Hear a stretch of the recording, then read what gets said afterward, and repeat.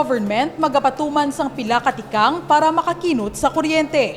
Mga pumuluyo sa barangay, ginahingyo man nga magkooperar.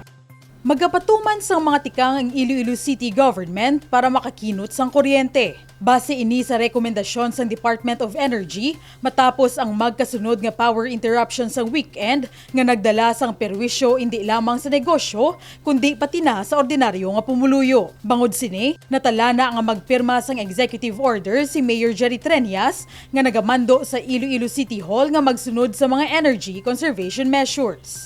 Nasuggest nila mga suga sa plaza, suga sa dalan, suga sa street lights natin, etc.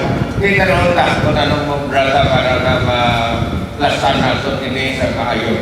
Kapagabay lang po sa kooperasyon sa tanan, hindi lang din sa City Hall, kaya bilog na syudad, pagayuan na na ipuling.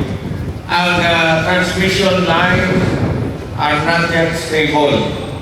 Ginadihon na sang sentro upod sa City Engineer's Office ang mangin kopya sang executive order kag ipasa sa City Council. Ginakonsidera man ang pagpatay sa mga suga sa mga opisina kung alas 12 sa udto tubtob alauna sa hapon. Apang nagapangabay ang alkalde sang kooperasyon gikan sa pumuluyo sa barangay para manginlapnagon ang pagkinot sa kuryente. Before the unannounced interruption in power, ang demanda nagalabot na 123.5 megawatts. Kagapon, nalapot lang kita 83 megawatts.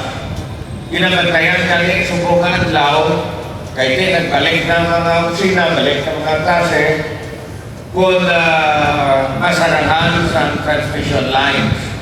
Amo na yun tayo na kooperasyon sa tanan.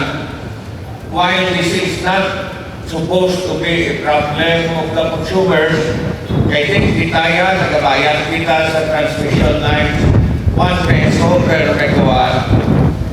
May kita maubra kaya hasta gusto tumesa nila. Base sa inisyal nga istorya sang lokal nga panguluhan sa NGCP kag power distributor nga More Power, posible nga malabutan sa Agosto ang pagkaayos ng ila mga linya kag para mangin estable ang grid. Sa masunod nga semana, magapatawag man sang meeting ang RDC Infrastructure Committee sa pagpanguna ni Mayor Jerry Treñas para makapaathag kag makaplastar sang solusyon sa problema. Carmela May Rodrigo para sa Level Up Patrol.